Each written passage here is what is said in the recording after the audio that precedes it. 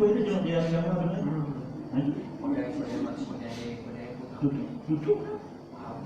Kursi-kursi bawah. Betul apa? Ini jangan. Ini macam gitu dekat dengan yang berkawan titik macam. Minta air, bagi air.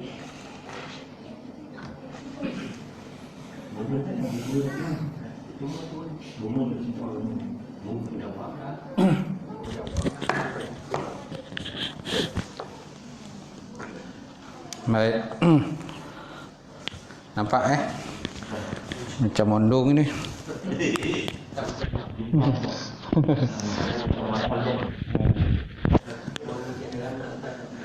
Mondong ya.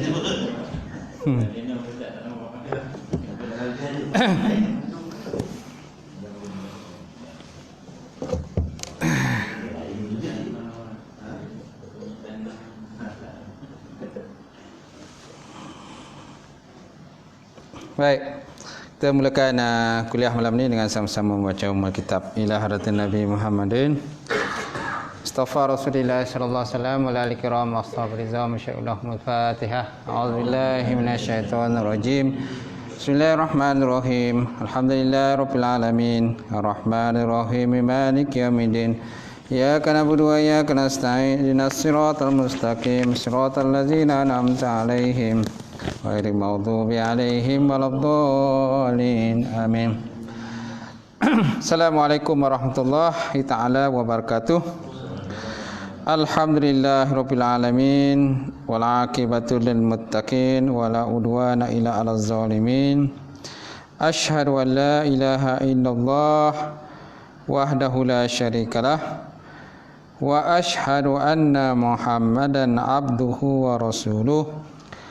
Allahumma salli wa sallim ala Sayyidina wa nabina wa maulana Muhammad wa ala alihi wa sahbihi ajma'in. Amma ba' fa inna sadaqal hadis kitabullah wa khairan hadi hadi Muhammad sallallahu alaihi wasallam wa syarril umuril muhdatsatuha wa kullu muhdatsatin bid'ah wa kullu bid'atin dalalah wa kullu dalalatin finnar. Qala Allah Subhanahu wa ta'ala fi kitabil azim ba'da auzubillahi minasyaitonir rajim. Bismillahirrahmanirrahim. Ya ayyuhalladzina amanu taqullaha wa la tanzun nafsun ma qaddamat lighad wattaqullaha innallaha khabirum bima ta'malun. Sadaqallahul azim. Maksudnya, wahai orang beriman, takwalah kamu kepada Allah Subhanahu wa taala dan perhatikanlah apa-apa yang kamu persiapkan untuk hari esok, itulah akhirat. Dan bertakwalah kamu kepada Allah, sesungguhnya Allah Ta'ala itu maha meliputi terhadap apa yang kamu lakukan. Waqala Nabi sallallahu alaihi wasallam, may yuridullahu bihi khairan yufaqihu fiddin. Maksudnya, barang siapa dikehendaki oleh Allah Ta'ala akan kebajikan dan saya diberikan kepahaman di dalam bidang agama. Alhamdulillah, kita merafakkan segala puji dan syukur kepada Allah yang hormati Tuan Imam kita. Tak lupa juga Tuan Bilal, suruhnya pengurusi masjid, jawatankuasa sidang jemaah muslimin muslimat berbahagia. Alhamdulillah, kita panjatkan puji dan syukur kepada Allah Ta'ala kerana Allah Ta'ala lagi mengizinkan pertemuan kita malam ini untuk kita sambung kuliah kita. Kuliah kita kitab Mukasyafatul Qulub, menyingkap rahsia hati. Mukasyafah Qulub maksudnya menyingkap rahsia-rahsia hati.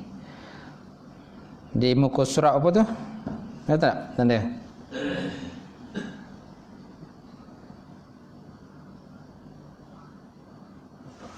Sejuk tak sejuk ni? Macam tak sejuk Satu rendam Satu dua naik. Rasa macam dah masuk dah tu. 129 gitu. 131 bukan dah. 131 iblis dan sisaannya. Betul? Iblis dan siksaannya. Hari tu kita dah masuk bab orang kata godaan iblis, godaan nafsu dan menundukkan nafsu dan syaitan. Jadi malam ni kita lihat iblis dan juga siksaannya. Baik. Jadi Allah Ta'ala menyebut dalam Quran, fa in tawallau fa innallaha la yuhibbul kafirin. Fa in tawallau, maka jikalau kamu berpaling. Fa in tawallau, maka jikalau kamu berpaling. Mana berpaling, tak nak ikutlah. Tidak nak ikut Islam, tak nak ikut apa yang disyariatkan oleh Nabi Muhammad sallallahu alaihi wasallam. Fa innallaha la yuhibbul kafirin. Maka sungguhnya Allah Subhanahu wa taala itu tidak suka kepada orang-orang yang kafir, orang-orang yang derhaka kepada Allah Subhanahu wa taala. So siapa yang Allah Taala suka? Sudah tentu orang-orang yang beriman kepada Allah. Jadi maksud tawallau ni berpaling, derhaka, tak nak ikut, tak nak patuh, tak nak taat di atas perintah Allah Subhanahu wa taala. Akan tetapi Allah Ta'ala menerima taubat Nabi Adam AS kerana ia mengakui dan menyesali dosanya serta mencela dirinya. Akan tetapi Allah Ta'ala menerima taubat para hamba-Nya lah. Nabi Adam pun Allah Ta'ala terima taubat dia. Kerana apa? Kerana Nabi Adam pun mengakui dan menyesali akan dosa dan kesilapan dia, serta dia mencela dirinya di atas kelemahan yang berlaku pada dirinya. Innallaha yuhibbul tawwabin wa yuhibbul mutatahhirin. Allah Ta'ala cinta kepada orang yang bertaubat dan orang yang menyucikan akan jiwanya. Baik, demikianlah walaupun ia bukan dosa yang sebenarnya, namun perbuatan itu merupakan satu dosa juga. Perbuatan itu merupakan satu dosa juga. Kata musannif ataupun pengarang kitab. Kenapa begitu? Ada nombor 8 bawah tu, ada tak? Kerana para nabi itu terpelihara daripada dosa dan tak datang kemaksiatan daripada mereka itu selamanya, baik sebelum kenabian maupun sesudah daripada kenabian. Kan nabi itu maksum, tak? Jadi kenapa Allah Ta'ala buat begitu? Mesti ada sebabnya. Mesti ada sebab.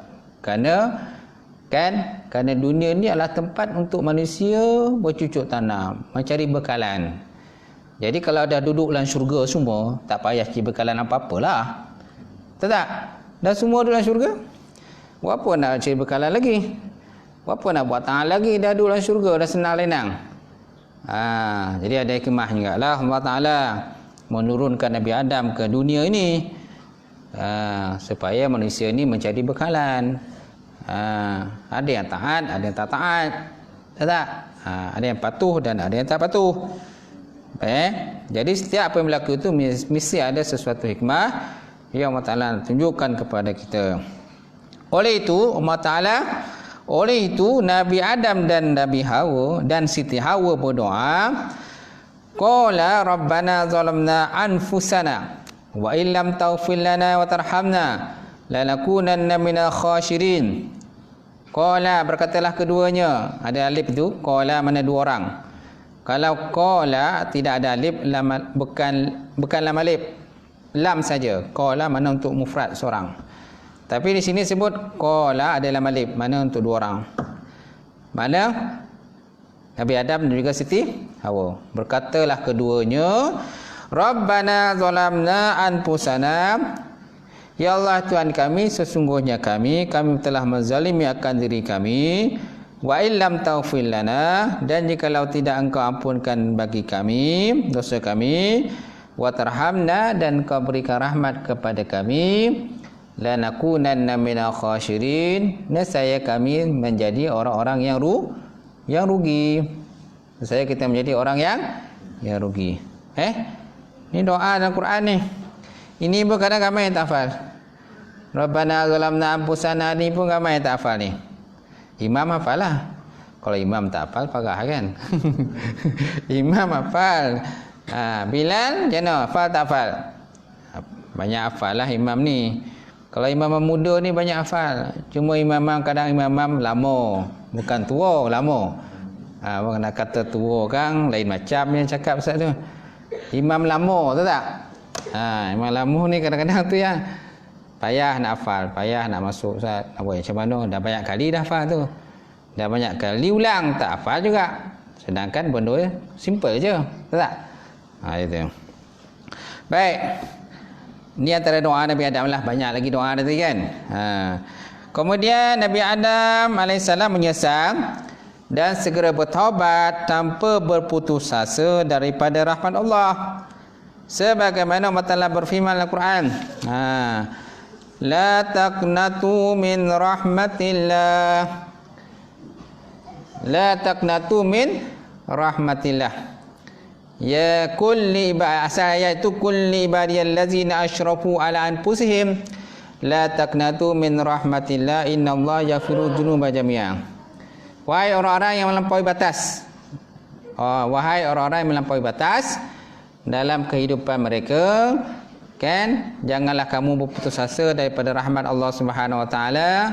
Sesungguhnya Allah Taala itu mengampunkan dosa manusia semuanya. Allah Taala itu mengampunkan dosa manusia semuanya dengan syarat dia mahu mengakui kesilapan dan kesalahannya. Tapi kalau dia tak mau mengaku kesilapan dan kesalahannya, macam mana Allah Taala nak mengampunkan dosanya? Mesti mengaku dulu, betul tak? Mengaku, berazam tak akan mengulangi lagi. Kemudian menyesal, tak akan buat lagi. Barulah termasuk dalam syarat-syarat taubat kepada Allah Subhanahu wa taala.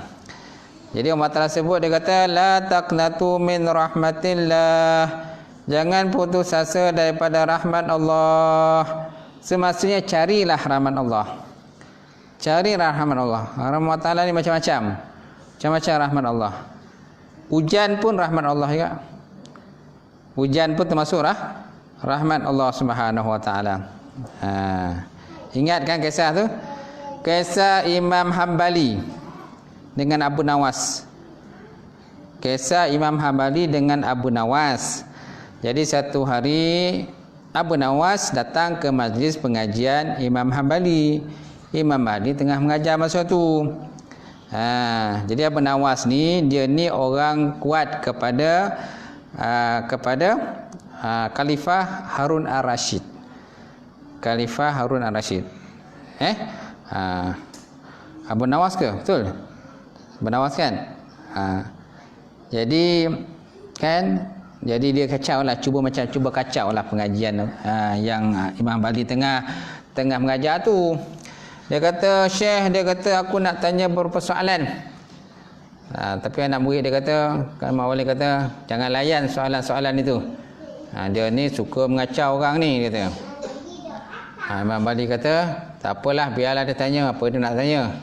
Syekh, dia kata, yang pertama, aku suka naik saksi sesuatu benda yang tidak boleh dilihat.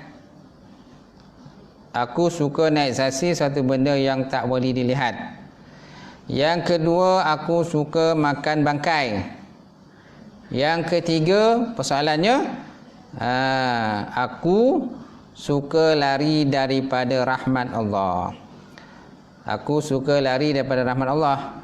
Jadi anak murid daripada Imam Hambali ni pun bengang. Ya, ini soalan ke apa benda ni? Ini soalan ke benda ni? Pertama dia kata, aku suka naik saksi satu benda yang tidak boleh dilihat. Jadi nak mulanya Imam Hambali buat tak tahu je lah, buat bengang, buat duk je, tak nak jawab.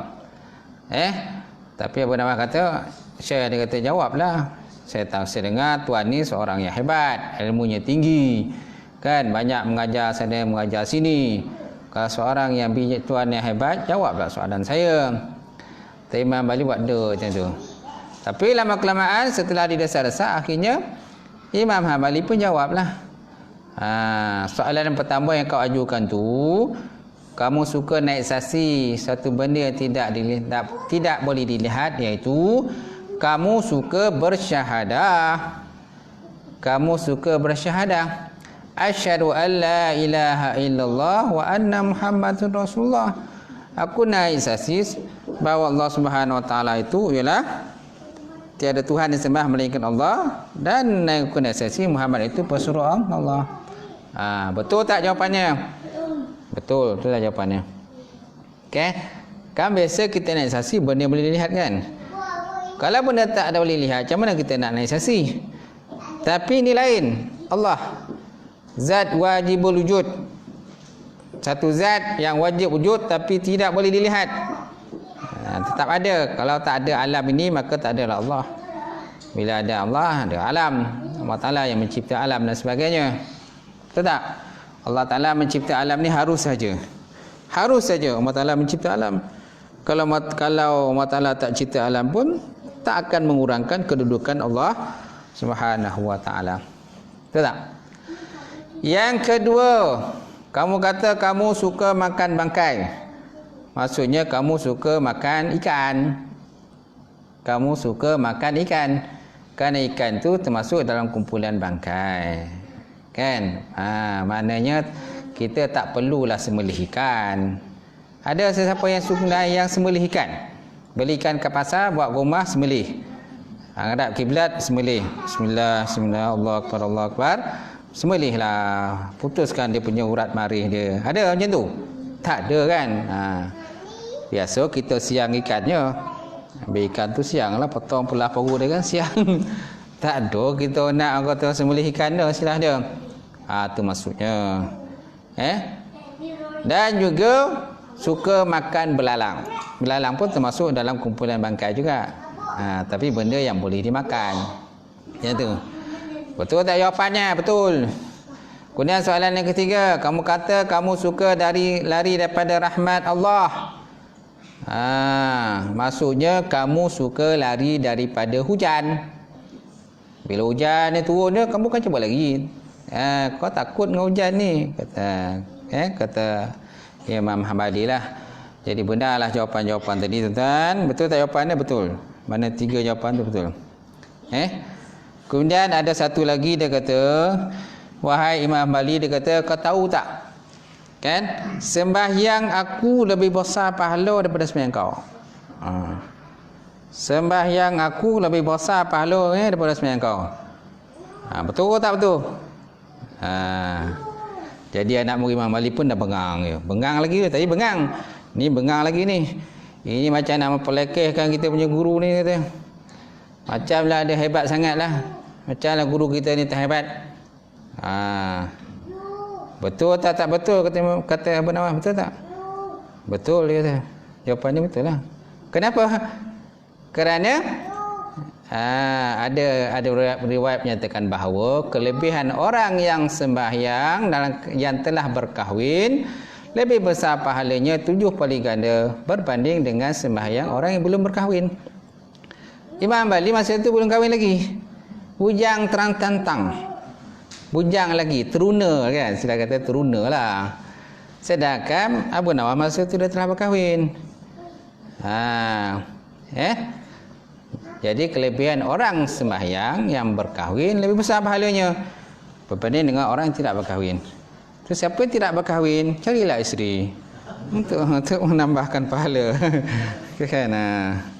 Carilah suami dan sebagainya supaya besarlah pahala kita bila kita mengerjakan solat. Raka'ataini minal mutazawwiji khairun min sab'ina raka'atan minal azbi.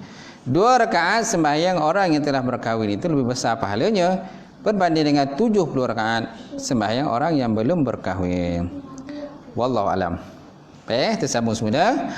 Sementara iblis tidak mengakui dan mencela dosa-dosanya, tidak mencela dirinya dan tidak segera bertaubat, berputus asa daripada rahmat Allah.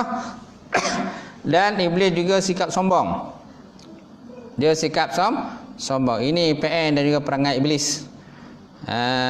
Sedangkan Nabi Adam, dia tidak pernah putus asa daripada rahmat Allah, cari rahmat Allah, bertaubat kepada Allah. Sedangkan iblis, aku tak akan bertaubat. Aku tak akan mengakui dosa dan kesalahan aku. Aku juga tak akan mencela diri aku. Aku akan berputus asa daripada rahmat Allah. Dan aku juga akan bersikap sombong, ego. Kenapa? Kerana iblis kata, aku dijadikan daripada api, sedangkan Adam dijadikan daripada tanah. Mana lebih mulia api daripada tanah? Tu orang belagak lah kan. Sombong dan belagak. Khalaqtahu min nar wa khalaqtahu min tin. Aku dicipta daripada api, Adam dicipta daripada tanah. Jadi barang siapa yang keadaannya seperti keadaan iblis, so taubatnya tidak akan terima. Akan tetapi barang siapa yang keadaannya seperti Nabi Adam AS, Allah Ta'ala menerima taubatnya sebab setiap kemaksiatan yang berasal daripada syahwat boleh diampunkan.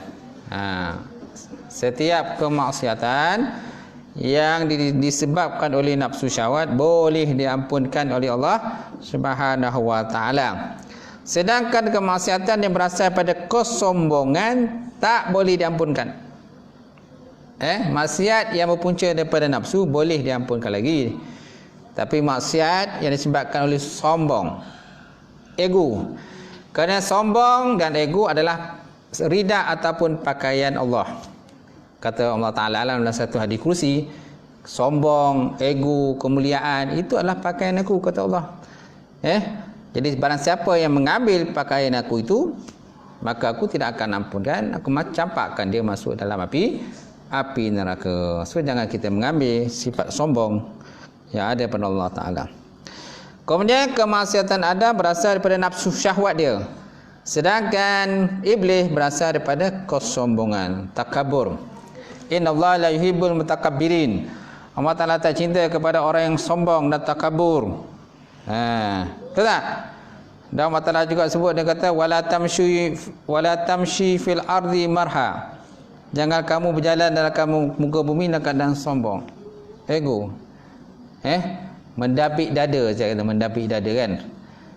Banyak ada kalau orang yang sombong, akhirnya ke mana? Akhirnya ke mana tuan? Mati juga, tanah juga. Firaun sombong tak? Sombong. Namrud sombong tak? Namrud sombong. Akhirnya ke mana? Mati juga. Kan? Mati juga. Malahan tanah pun tak terima tanah. Kamal Ataturk, bapa kemodernan Turki kan, yang melarang azan daripada bahasa Arab kan pun dia kata tak diterima oleh tanah. Hasil daripada kesombongan dia. Kemudian iblis datang pada Nabi Musa AS. Dia bertanya kepada Nabi Musa, engkaukah yang Allah Ta'ala pilih dengan risalahnya dan dia berbicara denganmu wahai Musa? Maka jawab Musa, ya. Lalu apa yang kau mahu pulan dan siapa kamu? Tanya iblis. Tanya Musa pada iblis. Wahai Musa, sampaikanlah kepada Tuhanmu bahawa salah satu makhluknya memohon keampunan. Salah satu makhluknya memohon keampunan. Pinta iblis. Lalu Allah Ta'ala berfirman kepada Nabi Musa AS, katakanlah kepadanya, aku telah mengabulkan apa yang kau minta, dan perintahkan kepadanya wahai Musa untuk bersujud kepada kubur Nabi Adam AS. Apabila dia bersujud kepadanya, aku menerima taubatnya dan mengampuni dosa-dosanya. Maka Nabi Musa AS pun berkatalah kepada iblis. Namun iblis marah dan bersikap sombong sambil berkata, wahai Musa, aku tidak akan bersujud kepadanya di syurga, lalu bagaimanakah aku akan sujud kepadanya padahal dia telah menjadi mayat? Sedangkan dalam syurga pun aku tak nak sujud pada dia. Kan? Kau telah sebut dalam perintah Al-Quran, wa iz qulna lil malaikati isjudu li adama fasajadu illa iblis aba wastakbara wa kana minal kafirin. Dan ingatlah ketika Allah Ta'ala berkata kepada para malaikat, sujudlah kamu semua kepada Nabi Adam. Maksud sujud ni orang kata tunduk sebagai tanda penghormatan kepada Nabi Adam. Fasajadu, lalu semuanya sujud, illa iblis, kecuali iblis, aba wastakbara, dia enggan, dia termasuk kumpulan enggan, wastakbara, dan dia takabur, kan, wa kana minal kafirin, dia termasuk golongan orang yang kafir kepada Allah Subhanahu wa Ta'ala. Jadi maknanya Allah Ta'ala perintahkan ataupun cakap pada Musa, wahai Musa, aku boleh ampunkan dosanya. Aku boleh ampunkan kesilapan dia, boleh. Tapi dengan syarat dia pergi sujud ke kubur Nabi Adam alaihissalam. Kata Allah Ta'ala, kalau dia nak sujud pada kubur Nabi Adam, aku boleh terima tawabatnya. Maka Nabi Musa pun katalah kepada Iblis. Namun Iblis jawab, dia kata, wahai Musa, aku tidak akan bersujud kepada aku di syurga pun tak sujud kat dia. Lalu bagaimana aku nak sujud kepadanya padahal dia telah menjadi mayat? Telah menjadi mayat. Nampak tak? Jadi Iblis rupanya umurnya panjang. Umurnya panjang Iblis kan? Tak mati-mati kan? Sampailah kiamat. Panjang Iblis ni umur dia. Itu belum masuk anak-anak pinak dan sebagainya, semua ada tu. Allah Ta'ala bagi dia umur yang panjang. Tapi dalam keadaan kufur dan ingkar kepada Allah Subhanahu wa ta'ala. Sedangkan Nabi Adam dah lama dah wafat. Dah lama Nabi Adam wafat. Tapi Iblis masih lagi kekal umur dia.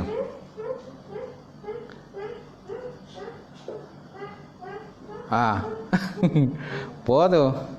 Duduk diam. Berzikir ke apa tu? Tengah berzikir ke apa?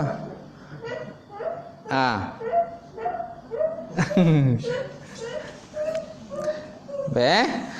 Kemudian Iblis mendapat siksaan yang amat dahsyat di neraka. Lalu ada yang bertanya kepadanya, bagaimana kamu merasakan azab daripada Allah?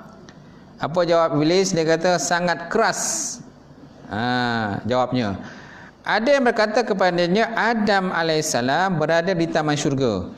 Kerana itu, bersujudlah kepadanya dan mohonlah maaf sehingga Allah Ta'ala mengampuni dosa kamu. Akan tetapi Iblis tetap menolak. Oleh itu, tambahkanlah siksaan kepada Iblis dengan 70,000 kali siksaan daripada penghuni neraka yang lain. Masya Allah, 70,000 jenis siksaan diterima oleh Iblis. Macam tu. Dan bersama dengan pengikut-pengikutnya lah. Macam tu. Sesiapa saja mengikut Iblis pun masuk dalam neraka. Cuma Iblis ni kadang dia tak mengaku salah dan silap dia. Kan? Kamu yang ikut aku tak ada suruh kau ikut aku, dia kata Iblis. Iblis pun pandai juga, dia katalah pada manusia-manusia yang masuk dalam api neraka tu. Maka Iblis kata, bukankah dulu tak ada orang yang beri peringatan kepada kamu? Dia kata Iblis. Bukankah kamu tak ada orang yang beri peringatan kepada kamu?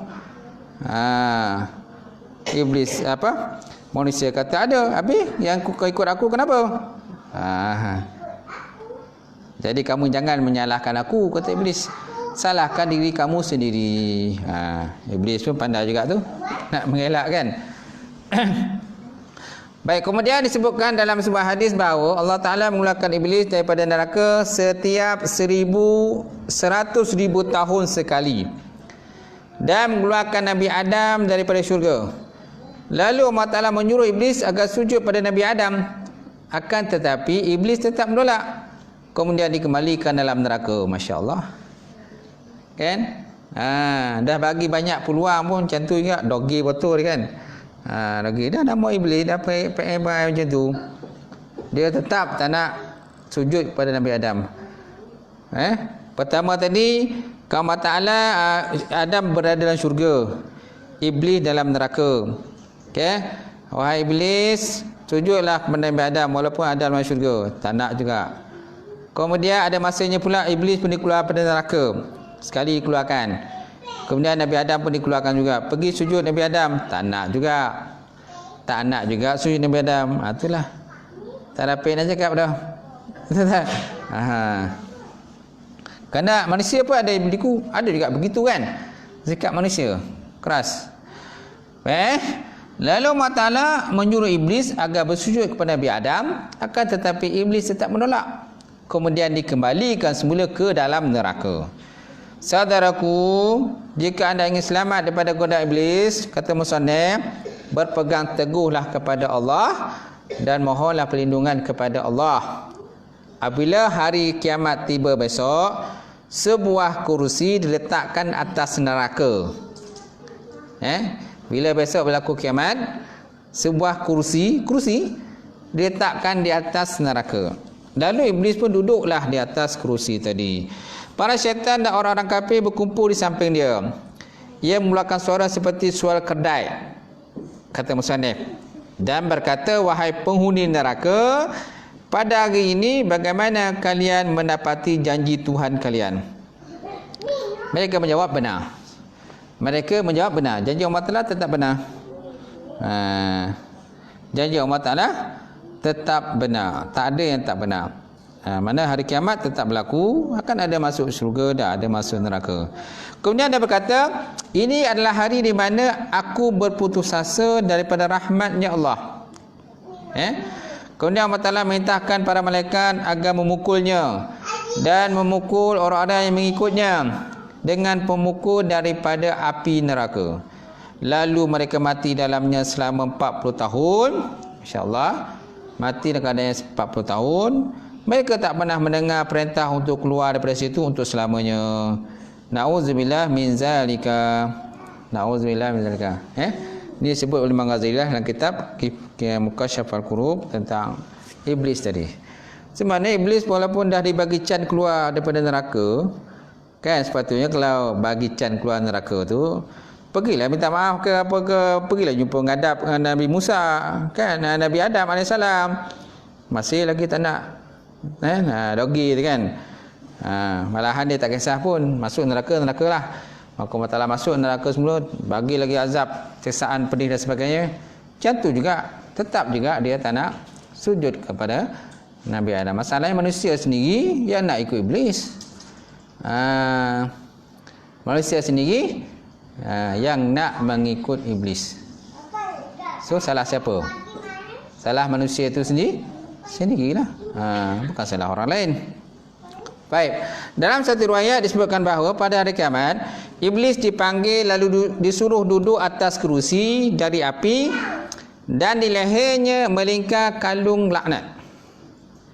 Dalam satu riwayat dinyatakan bahawa tuan-tuan, iblis dipanggil lalu disuruh duduk atas kerusi daripada api neraka dan di lehernya melingkar kalung laknat. Allah Ta'ala menyuruh kepada malaikat Zabaniyah agar menariknya daripada kerusi dan melemparkannya dalam neraka. Malaikat Zabaniyah ni peringkat azab lah. Kan Zabaniyah ni memang kerjanya mengazab, kan, menyeksa orang-orang yang masuk dalam neraka. Allah Ta'ala suruh malaikat Zabaniyah menariknya daripada kerusi tadi dan campakkan dia dalam neraka. Mereka pun menyeretnya untuk mencampaknya. Akan tetapi mereka tak mampu melakukannya. Kemudian Allah Ta'ala merintahkan Jibril bersama 1000 malaikat untuk melakukan hal itu. Akan tetapi mereka juga tak mampu melakukannya. Mereka pun tak mampu melakukan, kan, untuk nak mengheret iblis masuk dalam neraka. Lalu Allah Ta'ala memerintahkan malaikat Israfil. Malaikat Israfil apa? Bila Israfil dia meniup sangkakala, kan, meniup sangkakala tu. Lalu Israel dan masing-masing dibantu 8,000 malaikat yang lain. Namun mereka tetap juga tak mampu melakukannya untuk mengheret iblis masuk dalam neraka. Akhirnya Allah SWT berfirman kepada mereka, walaupun beberapa kali ganda jumlah malaikat, kan, bersatu nescaya mereka tidak akan mampu untuk memindahkannya selama kalung laknat itu melingkar di lehernya. Masya Allah. Selagi mana kalung laknat itu berada di lehernya, tak akan mampu mengheret dia masuk neraka. Tapi dia dah duduk atas kursi itu pun dah kursi neraka tu. Jadi lepas tu sampai situ lah cerita, dia tergantung lah. Lepas tu tak ada, biasanya masuklah dalam neraka, kan. Kalau laknat tu cabut, bawalah masuk neraka. Masuk neraka, pasang balik kalung tu. Bukannya payah sangat pun Allah Ta'ala kalau dia nak buat. Kalau Allah Ta'ala cabut kalung laknat tu, lepas tu heretlah masuk neraka iblis tu. Sampai neraka, pasang balik. Kepayah pun dah tak. Baik, kemudian diriwayatkan bahawa nama iblis di langit dunia namanya Al-Abid. Nama iblis tentang di langit dunia namanya Al-Abid. Di langit kedua Az-Zahid. Di langit ketiga Al-Arif. Langit keempat Al-Wali. Langit kelima At-Taqi. Langit keenam Al-Khazin. Langit ketujuh Azazil. Dan di Lauh Mahfuz adalah namanya Iblis. Namanya Iblis. Langit pertama namanya Al-Abid. Al-Abid maksudnya? Maksud Al-Abid? Orang yang banyak buat ibadah. Orang yang banyak beribadah kepada Allah. Langit kedua namanya Az-Zahid. Orang yang banyak zuhud. Orang yang zuhud. Di langit ketiga orang yang arif. Orang yang banyak mengetahui. Arif. Arif billah. Orang yang arif. Langit keempat namanya Al-Wali. Wali ni pembantu kan, penolong atau pembantu lah wali. Di langit kelima namanya At-Taqi. Orang yang bertakwa. Orang yang bertakwa. Hebat nama dia ni boleh ni. Hebat nama dia. Di langit yang keenam namanya Al-Khazin. Penjaga. Khazin mana penjaga lah. Di langit ketujuh namanya Azazil. Azazil tak tahulah mana Azazil apa. Dan di Lauh Mahfuz namanya Iblis. Ataupun syaitan lah. Iblis atau syaitan kan sama je. Syaitan ni, mana syaitan tu daripada syaitan, mana yang lah jauh daripada rahmat Allah Subhanahu wa ta'ala. Kemudian dia lalai akibat perbuatannya. Lalu Allah Ta'ala memerintahkannya kepadanya agar bersujud kepada Nabi Adam AS. Akan tetapi dia berkata, apakah engkau melebihkannya daripada aku? Aku lebih baik daripadanya. Engkau menciptakanku daripada api, sedangkan dia daripada tanah. Khalaqtahu min nar wa khalaqtahu min tin. Aku dicipta, kamu juga cipta ya Allah, menciptakan aku daripada api, dan dia dicipta daripada tanah. Kemudian Allah Ta'ala berfirman, aku mengerjakan apa saja yang aku mahu. Aku mengerjakan apa saja yang aku mahu, kata Allah. Kemudian Iblis menganggap dirinya punya kemuliaan sehingga berpaling daripada Nabi Adam AS kerana keangkuhan dan kesombongan tadi. Dia berdiri hingga para malaikat bersujud kepada Adam. Ketika para malaikat mengangkat kepala, mereka melihat Iblis tidak bersujud. Bila malaikat angkat kepala, mereka tengok Iblis tak sujud pada Nabi Adam. Kemudian mereka berdiri untuk bersujud kali kedua sebagai rasa syukur kepada Allah. Namun Iblis tetap berdiri dan berpaling daripada mereka tanpa ada keinginan mengikuti mereka dan tidak pun menyesal di atas segala perbuatan yang tadi. Oleh itu Allah Subhanahu Wa Taala telah memburukkan rupa Iblis. Kata Musannaf, kata Imam Ghazali, dia kata oleh itu Allah Ta'ala memburukkan rupa Iblis. Iblis kan buruk rupa dia kan. Dia berubah menjadi seperti babi. Kepalanya seperti kepala keldai. Dadanya seperti bonggol unta yang besar. Wajahnya seperti wajah kera. Matanya sebelah memanjang selebar wajahnya. Matanya sebelah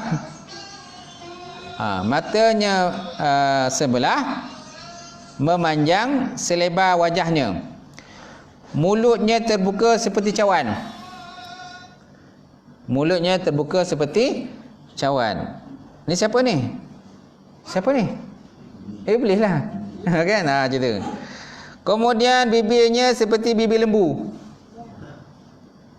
Bibirnya seperti bibir lembu. Okey? Taringnya keluar seperti taring babi. Dan pada janggutnya terdapat 7 macam rambut. Pada janggutnya terdapat 7 macam rambut. Dia diusir pada syurga, bahkan dari langit dan bumi ke suatu kepulauan. Dia tak masuk ke bumi kecuali secara sembunyi-sembunyi. Dia tak masuk ke bumi kan kecuali sembunyi-sembunyi lah macam tu. Dia dilaknat sehingga hari kiamat kerana termasuk dengan orang yang kafir dan kufur kepada Allah Subhanahu Wa Taala. Itu tadi tuan-tuan, macam mana rupa dia Iblis tu. Tapi dalam TV ke, dalam kata gambar-gambar majalah ke kartun ke, macam tu lah rupa Iblis. Macam tu lah rupa kan. Tetapi boleh tengok kan orang itu ilustrasi lah. Kan gambaran manusia berkenaan macam mana rupa dia Iblis tu. Macam tu.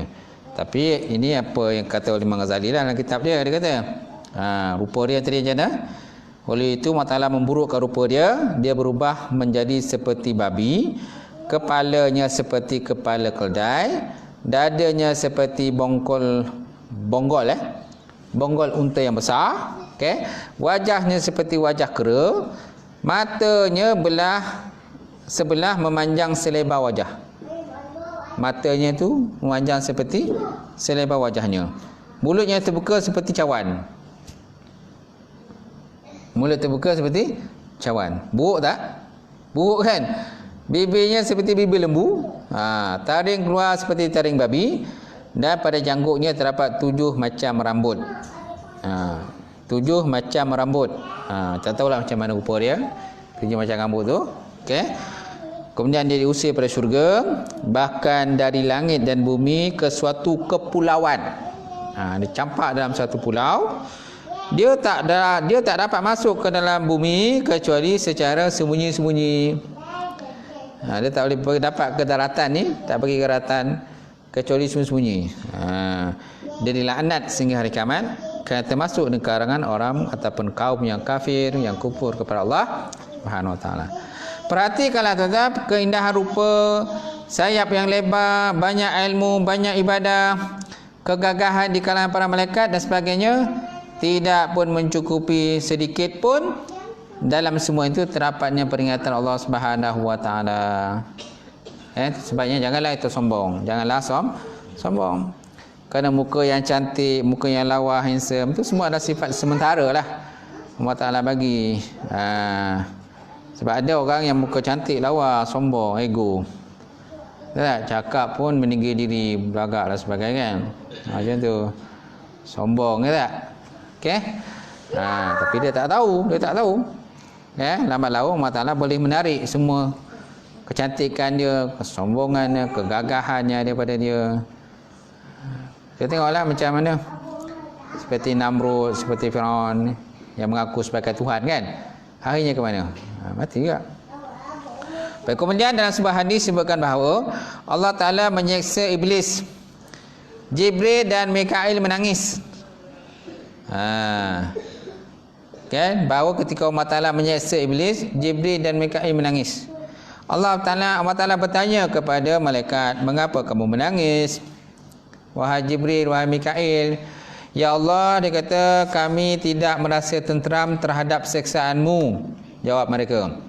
Kemudian Allah Taala berkata, "Jadilah kamu makhluk yang tidak merasa tenteram terhadap seksaanku." Jadilah kamu makhluk yang tidak merasa tenteram terhadap seksaanku. Baik, kemudian diriwayatkan bahawa iblis berkata, "Tuhanku, Engkau telah mengeluarkanku daripada syurga kerana Nabi Adam. Aku tak mampu menguasainya kecuali dengan kuasaanmu." Maka Allah Taala berfirman, "Kamu diberi kekuasaan, yakni terhadap anak-anak Adam, kerana terpeliharanya para nabi daripadanya." Kamu tetap dibagi kekuasaan, bagi peluang, yakni terhadap anak-anak Adam, kerana terpeliharanya para nabi daripadanya. Tambahkan lagi, wahai iblis. Pinta iblis minta lagi kekuasaan. Kemudian Allah Taala kata, "Tidak lahir daripada seorang anak melainkan kamu pun memiliki anak sepertinya itu juga." Allah Taala memenuhi permintaan iblis. Kemudian iblis minta lagi, "Dada mereka adalah tempat bagimu. Kamu berjalan di situ mengikuti aliran darah mereka." Allah Taala memenuhi permintaan iblis. Tambahkan lagi, kata iblis, "Tolonglah mereka dengan kuda dan kakimu." Yakni tolonglah mereka dengan pertolongan orang yang berkenderaan dan berjalan kuda, yang berjalan kaki. Bersekutulah mereka di dalam harta, yakni dengan membawa mereka untuk mencarinya dan membelanjakannya kepada benda yang haram. Dan anak-anak mereka, yakni berusaha sampai kepada mereka melalui cara yang haram, seperti bersegama, kan, berzina, ataupun bersetubuh dengan perempuan yang sedang haid, sedangkan benda itu diharamkan kan. Bersekutulah dengan mereka dengan penamaan mereka, seperti Abdul Uzza kan. Ini gelaran untuk Abdul Uzza ni siapa? Gelaran kepada Abu Jahal, tersilap Abu Jahal atau Abu Lahab, namanya Abdul Uzza. Sesatkanlah mereka dengan membawa mereka ke agama-agama yang batil, ucapan tercela dan perbuatan keji. Janjikan pada mereka janji-janji palsu seperti akan mendapat syafaat para dewa, percaya pada keramah nenek moyang dan menunda taubat dengan panjang angan-angan. Ini semua dilakukan dengan ancaman seperti kerjakan apa yang kamu mahu. Nabi Adam berkata, Tuhanku, Engkau telah memberikan kekuatan kepadanya atas diriku. Aku tidak akan mencegahnya kecuali pertolongan-Mu ya Allah. Kecuali pertolongan-Mu ya Allah. Semuanya mengharap pertolongan Allah Ta'ala. Iblis pun mengharapkan pertolongan Allah Ta'ala juga. Macam tu. Tapi Allah Ta'ala bagi can. Tapi besok masuk neraka. Kata Allah. Kemudian Allah Ta'ala berfirman, tidak lahir seorang anak daripadamu kecuali aku menyerahkan kepada malaikat yang menjaganya. Ini Allah Ta'ala bagi kelebihan pada Nabi Adam pula. Tadi bila Allah Ta'ala bagi kelebihan pada Iblis, sekarang Allah Ta'ala bagi kelebihan pada Nabi Adam. Allah Ta'ala kata tidak lahir seorang anak darimu kecuali aku menyerahkan kepada malaikat yang menjaganya. Kan? Kerana manusia kan ada malaikat kiri kanan yang menjaga. Malaikat hafazah pun ada juga menjaga kita. Macam tu. Tambahkan lagi kata Nabi Adam, aku memberinya kebaikan 10 kali ganda. Mana siapa yang buat kebaikan mendapat 10 kali ganda. Kata Allah. Kemudian Nabi Adam tambahkan lagi, ya Allah, aku tidak akan mencabut taubat daripada mereka selama ruh melekat pada dada mereka.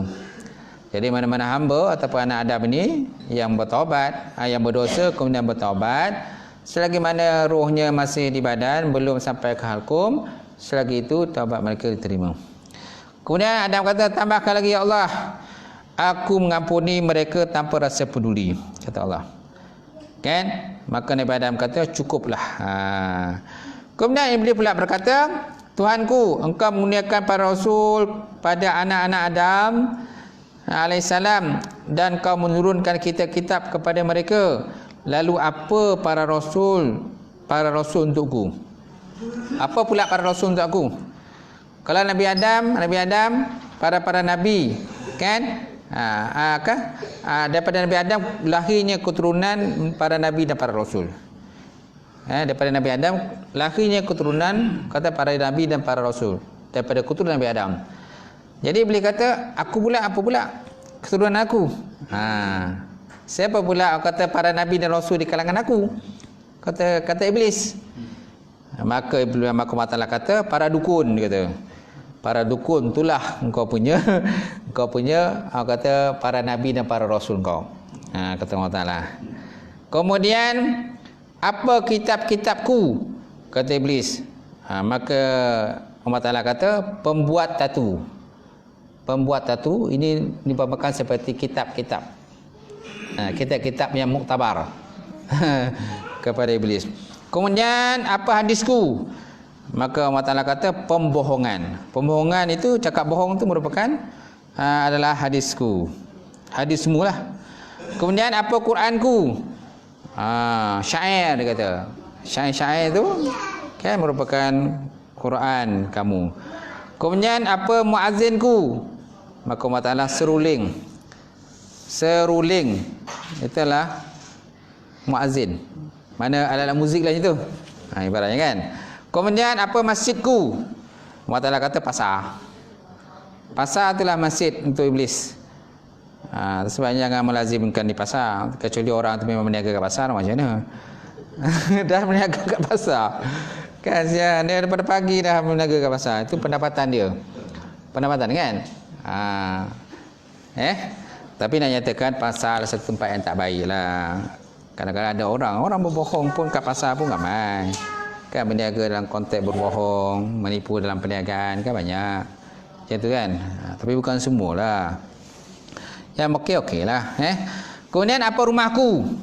Kata Iblis. Allah Ta'ala kata tandas. Tandas itulah rumah kau. So sebabnya jangan suka duduk dalam tandas. Jangan suka duduk dalam tandas. Mana dah habis hajat kita, keluarlah. Kemudian apa makananku? Maka Allah Ta'ala kata yang tidak disebut padanya namaku. Yang tak disebut namaku itulah makanan kau. Jadi siapa yang makan mestilah kita sebut bismillah. Mulai dengan nama Allah Subhanahu wa taala. Jadi kalau kita dah mulai dengan bismillah, so makanan kita makan tu jadi makanan kepada iblis. Begitu. Kemudian apa minumanku? Minumanku, Allah Taala kata segala yang memabukkan. Benda-benda yang memabukkan itulah minuman kau. Kemudian apa alat pemburuanku? Alat pemburuan kau ialah kaum wanita. Kaum wanita. Jadi kaum wanita ni bermakan seperti alat pemburuan. Wanita-wanita yang tak baiklah. Tak termasuklah wanita yang solehah, tak? Macam tu. Habisnya tuan-tuan, itulah pembahasan berkenaan dengan tajuk ini. Tajuk apa tadi tuan-tuan? Iblis dan juga seksaannya. Habis, wallahu alam. InsyaAllah akan datang kita masuk pula keutamaan wuduk. Keutamaan wuduk, lepas tu keutamaan solat, menyempurnakan solat dan masuk solat. Khusyuk dalam solat. Panjang lagi ni tajuk ni. Kemudian hukuman bagi orang meninggalkan solat. Kita belum masuk setengah, tapi dah hampir nak masuk setengah daripada kitab ini. Dah hampir masuk setengah, tapi belum masuk lah. Okey, saya buka soalan kalau ada pertanyaan. Ada tak?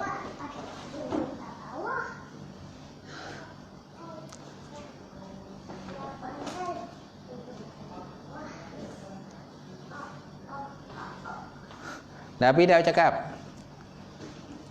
Itulah yang budak tu. Ramai geng lah ni ada 4 orang. Kan? Okey, habis.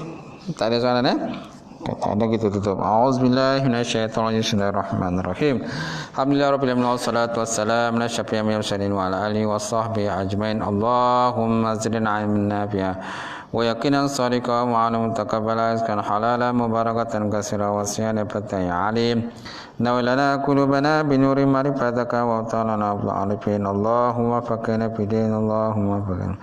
Allahumma ij'al hadza jam'al marhuma wa tafarraqana min ba'di tafarruq. Allahumma inna na'udzubika min ilmin la yarfa' wa min nafsin la tashba' wa min qalbin la yasha' wa min du'ain la yustajab laha. Ya Arhamar Rahimin. Allahumma arina haqqa haqqan warzuqna ittiba'ahu, batila batila warzuqna ijtinabah. Rabbana zalamna anfusana wa lam taghfir lana wa tarhamna lanakunanna minal khasirin. Rabbana atina fid dunya hasanah wa fil akhirati hasanah wa qina azabannar. Subhana rabbika rabbil izzati amma yasifun wa salamun alal mursalin. Taqabbalallahu minkum minna minkum taqabbal ya karim.